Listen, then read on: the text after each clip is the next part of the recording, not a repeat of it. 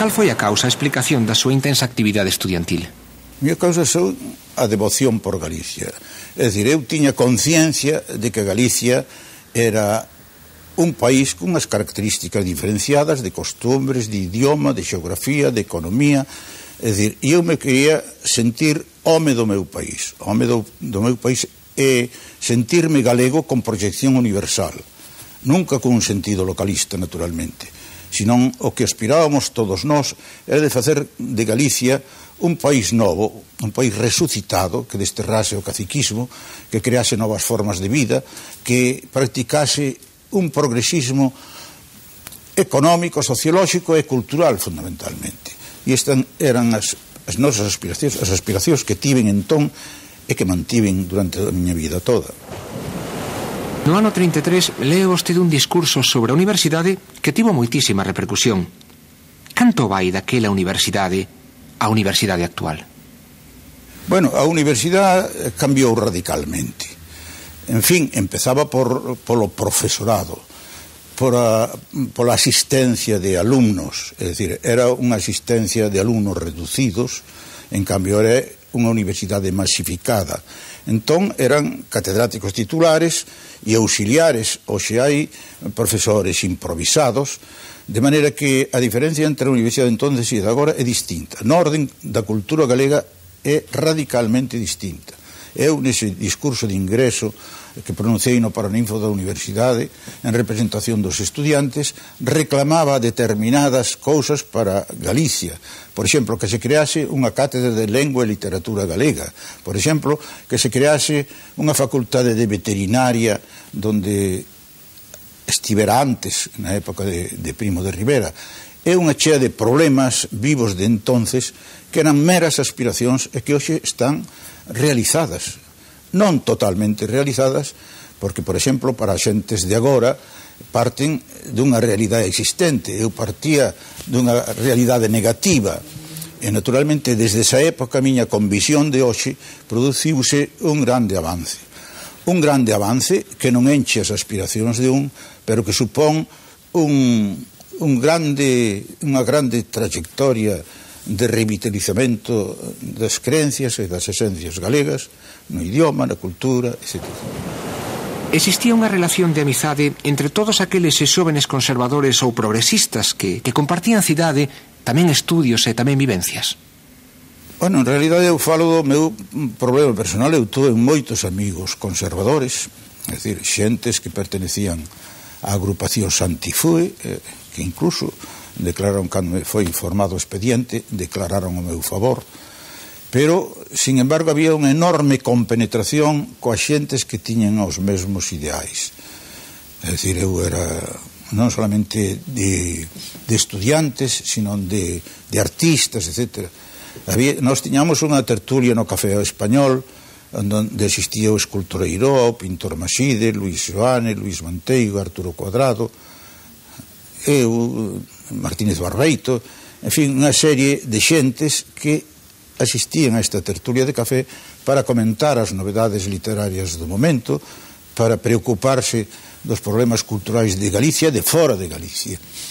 De maneira que había dous tipos de estudiante. Había o tipo preocupado dos problemas e o tipo que iba a obter unha licenciatura, e algúns que esa licenciatura duraba moito tempo, porque perdían os días e os meses nas tabernas, nas tascas ou nas tertulias de café, pero tertulias de xogo.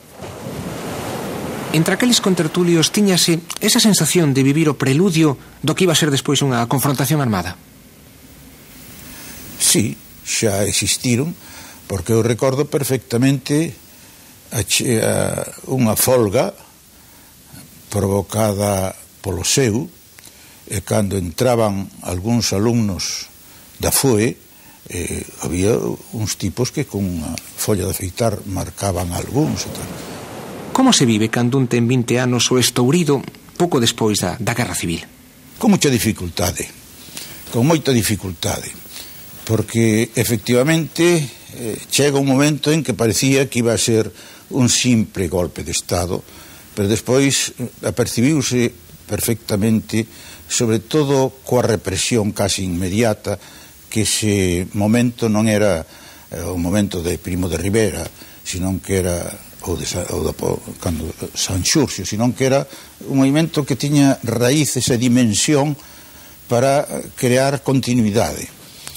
E entonces, claro, eso percibiuse con temor, con angustia e con problemas de todo tipo. É dicir, por exemplo, casi moitos de nós, algúns de nós morreron, é dicir, xente da miña tertulia foron fusilados ou paseados, outros exilianos, e os que quedamos aquí estuvemos escondidos, agachados nos primeiros tempos, despois incorporámonos ao exército para poder sobrevivir. E, en realidade, todo o mundo estaba atemorizado e angustiado por aquela situación, porque unha cousa é falar hoxe da guerra civil, como me falan a min da guerra carlista, e outra cousa é vivir aquilo. Fui sinalado para ser paseado. Viñeron a avisar con tempo, porque me decían que me agardaban os falanxistas nun sitio determinado, e por un amigo conservador me veu avisar que en vez de ir por un camiño determinado a miña casa, que fose por outro. Entonces entrei en comunicación con uns amigos que eran máis ou menos franquistas, e refuxeime na miña casa, na súa casa.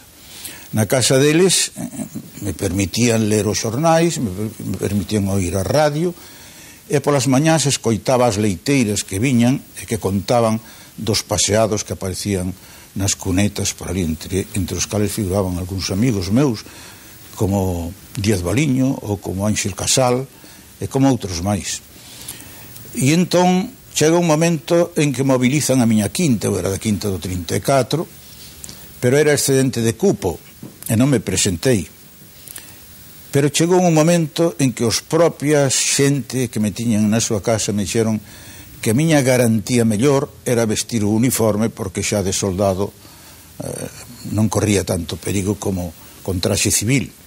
E efectivamente me presentei onde está hoxe o Parlamento de Galicia, que era o Parlamento de Galicia, onde era o cuartel de artillería de entón. E ali, nese cuartel, me obligaron a facer as cousas máis degradantes, como limpar os aseos da xente, todos cheos de, como cargar con pedras para facer unha muralla, etcétera, etcétera. Serviu de algo a guerra? Eu creo que todo sirve na vida. A min pareceme que todo o que ocurriu sirve de lección.